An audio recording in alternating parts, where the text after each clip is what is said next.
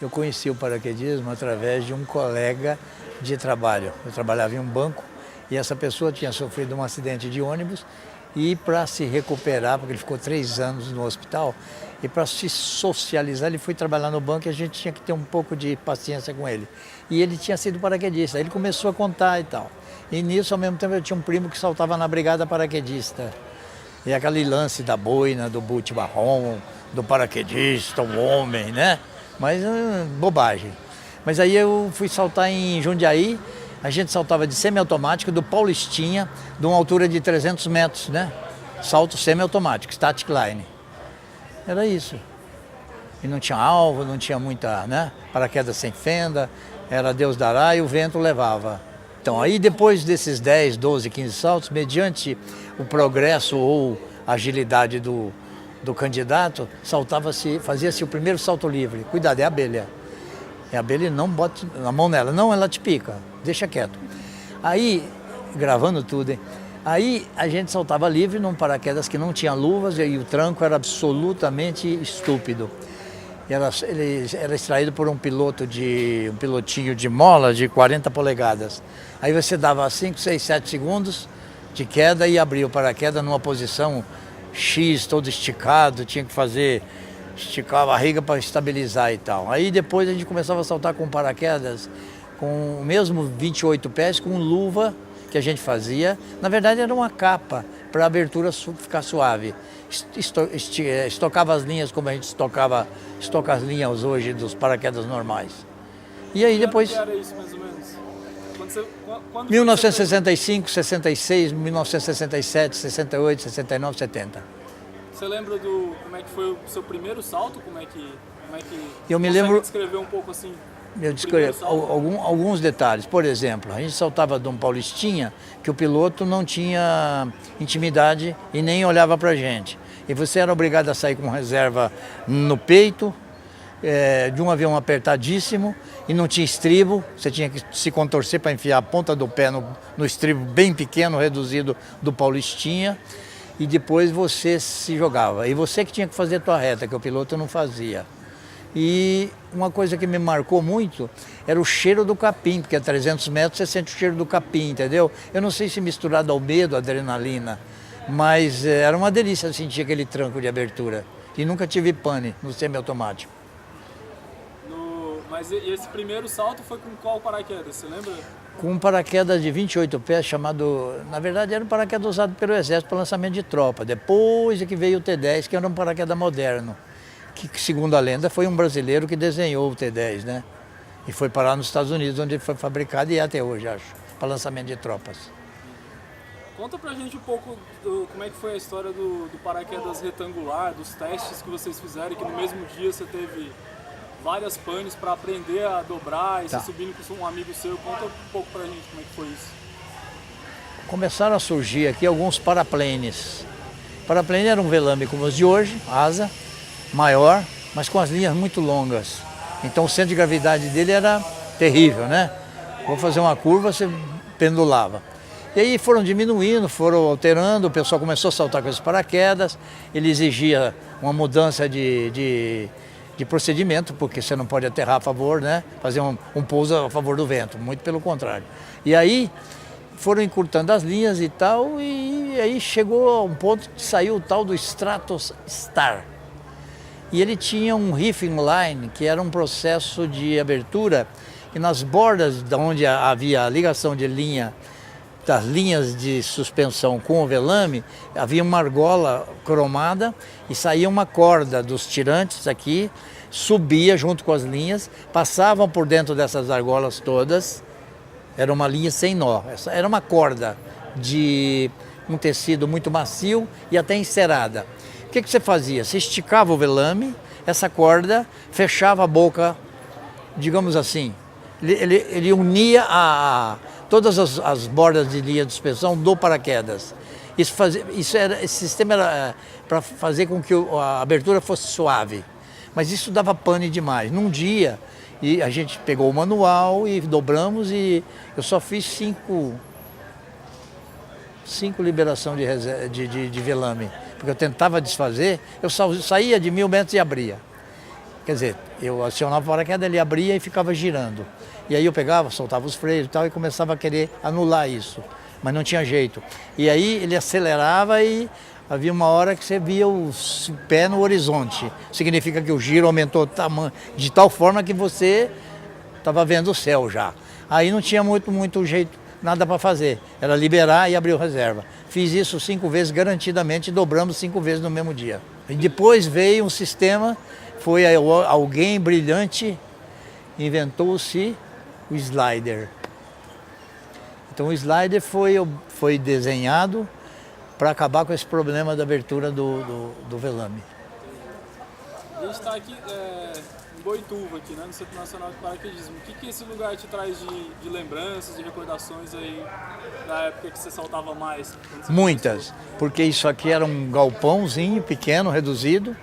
Nós tínhamos alguns banheirinhos ali. Essa pista não tinha nada disso aqui, nada, era tudo limpo, nem árvore tinha. E eu me lembro dessa pista que era de uma empresa que fez uma parte ganhou a licitação da parte da rodovia Castelo Branco.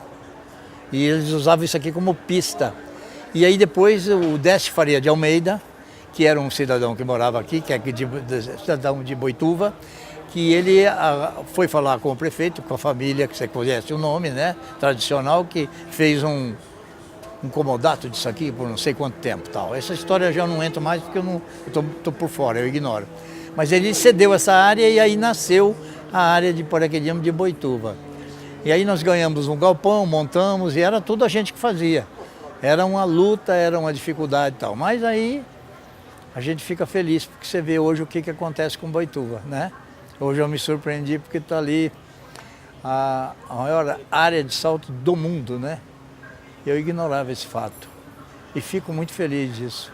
Quer dizer, a minha pequena parcela, juntamente com alguns da minha época, né, demos alguma coisa para o paraquedismo. Aí nós caímos na besteira, compramos um bimotor, um beat. Houve uma época que pegou fogo, fazer trabalho relativo, era animado e tal, com o BTB. E ficou animado aqui, era uma área bem frequentada. E depois eu me afastei. Você tinha 3 modalidades. Quer dizer, na verdade 2, porque era precisão e estilo. Só que a precisão era precisão em grupo de 4. E a precisão individual.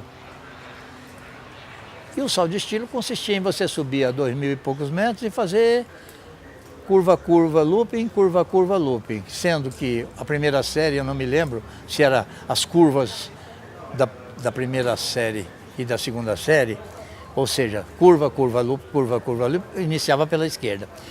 E não sei qual delas era direita, looping, né? Direita, looping. E tinha uma que era mista. Eu não sei se a gente começava pela direita, a curva, looping, e depois curva, looping pela esquerda. Curva, looping. E quem fizesse mais rápido, e esse tinha uma modalidade porque eles colocavam uma sinalização com painel de pano branco de uns 30, 40 metros no chão, ajustavam as lunetas lá, não sei aonde, faziam um salto para ajustar as lunetas, e aí você entrava com o avião e você saía em cima daquele pano que tinha uma marca aqui. E lá na frente tinha outro sinal para você fazer essas manobras eixado para aquele pano. Tá? Ou seja, você tinha que iniciar uma curva de 360 graus e parar apontado para a curva. Iniciar outra e parar apontado para aquele sinal, que era um pano, um painel. E fazer o looping e sair eixado com aquele e assim por diante. Tá? Essa era uma modalidade, salto de estilo. E eu cheguei a fazer 9 pontos e alguma coisa em Brasília, num campeonato brasileiro, e era recorde, né? Brasileiro e tal. Não sei se teve algum campeonato brasileiro de civil que houvesse alguém que... Não acompanhei mais. E o salto de precisão consistia o seguinte: você passava 1.000 metros para lançamento de grupo, saiu primeiro, normalmente saiu o mais pesado primeiro, o menos pesado e o mais levinho lá em cima, para fazer aquela escadinha, abrir em altura diferente para poder trabalhar e vir a equipe para o alvo. O negócio era pisar numa mosca de 10 ou 12 centímetros, que tinha um fio amarrado, enterrado, e ela era furada. E não valia empurrar com o pé, né? Tinha que pisar nela. E aí, o salto de precisão individual saía, saía a 700 metros e abria e fazia o seu salto individualmente de precisão. Também funcionava para pisar numa mosca, num alvo de areia ou seixos, etc. Pois é, vou falar dos canibais. A gente era dissidente. Você chega uma hora que você é igual político, né? Não está satisfeito com o partido que você tem, você sai, funda um partido né? E arrebanha um pessoal que você gosta, que tem empatia. Os canibais foram, vamos dizer, montamos os canibais baseado nisso. De pessoas que a gente tinha a mesma ideia, queria fazer um clube sério, com pessoas que, com o paraquedismo que a gente via das revistas dos Estados Unidos, dos campeonatos mundiais e tal. Quer dizer, não chegar tanto que a gente não saltava. Foi um clube sério, mas tudo bem, tudo bonitinho, tudo dentro das formalidades, com uniforme, né? Como manda o figurino. E aí nós montamos os canibais e procuramos uma área e achamos uma americana que nos deu apoio. E lá durante quanto tempo vocês saltaram lá? Como foi a organização do grupo? Ficamos alguns anos saltando e ganhando algumas competiçõezinhas de campeonato brasileiro, etc. Conta pra gente algumas... Ele quer papo, esse cara. O que você puder contar aí de histórias engraçadas do paraquedismo na época que o Fidelis fala do paraquedismo romântico, né? Que não tinha essa coisa mais comercial, né? Esse dia que o Fidelis fez essa pergunta, ele devia ter bebido um pouco. Porque de romântico não tinha nada. Era muito, viu? Vamos lá e vamos fazer, e fazia meio na marra que as coisas. Não tinha técnica, não tinha o que tem hoje. Hoje o paraquedismo é uma realidade espetacular. Eu fico assim, e vocês até me sinto envergonhado de falar que eu saltei de paraquedas. O que o paraquedismo te trouxe de ensinamentos pessoais, assim, de valores, de ensinamentos que você levou para a vida pessoal, sem ser no esporte? Bom, eu usava o paraquedismo mais como uma adrenalina, um escape. Eu trabalhava muito, mas eu aprendi que quando você quer fazer alguma coisa e se cerca de bons pensamentos e de pessoas certas, a gente atinge objetivos grandes. E aí tem as lenhas também, que você não perguntou. Sim. Eu já saltei de paraquedas semiautomático em cima do mar com 70 metros de altura. Como é que foi isso? Conta essa história. Então, a gente saltava na Praia Grande e aí tivemos a ideia um dia, né, de encurtar o static line, deixar bem curtinho e falar para o piloto. Na verdade, o piloto não tinha muita condição, porque o paulistinha não pode, né, você não pode dar um full power no motor de um paulistinha que não adianta nada, né, é a bicicleta. Mas aí a gente passava, entrava do continente para o mar, e quando dava aquela espuma do mar, a gente saía com o static line bem curtinho e abria o semiautomático, o paraquedas com o static line, e abria instantaneamente, ainda mais com o static line curto, né? E eu fiz isso. E não fiz uma vez só, não quis mais. E algumas outras lenhas aí que você possa contar? Então, lá nos 1900 saiu um filme, que eu não me lembro o nome, com o Burt Lancaster e mais não sei o quê, o Carl Banish fez esse filme.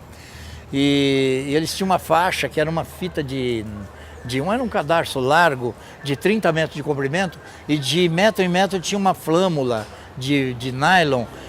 Na verdade era uma flâmula mesmo, de 2 metros de comprimento. Aí a gente enrolava aquelas flâmulas e fazia um zigue-zague com aquilo, tudo no elástico, fazia um pacote e em cada ponta desse cadarço de 30 tinha um batoque de madeira bem feito e tal. E a gente ia para a porta do avião bem junto um do outro e saía com aquela coisa em queda livre. E aí, né, em queda livre, ela te arrasta, porque ela faz uma curva aberta. O pacote estoura na porta do avião, porque se cada um vai para um lado. Mas aí a tendência é juntar. Aí você tem que fazer uma força, né, para tentar abrir. Era folclore, não conseguimos filmar, mas tem um filme, e depois eu posso até te passar o nome do filme, acho que é Gypsy não sei o quê. E isso, tem outras coisas que eu não me lembro agora, mas fizemos algumas lenhinhas assim. Conta pra gente, se você quiser, aí como é que foi a emoção em 2012 de juntar os 3 filhos e fazer um salto aqui em Boituva?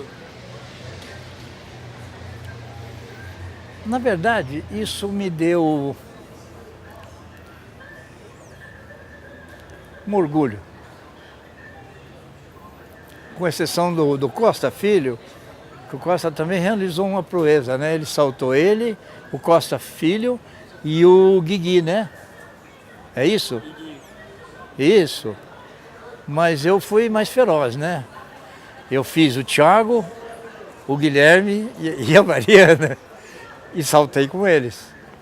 Vê se tem algum babaca por aí que fez isso.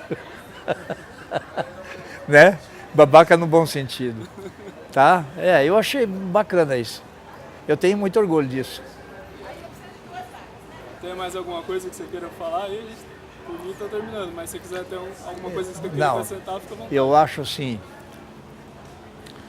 paraquedismo é um esporte maravilhoso, tem que ter cabeça e juízo, né? E sempre aguardar e esperar, e imaginar durante a semana, qualquer segundo que você esteja pensando em paraquedismo, não saltando.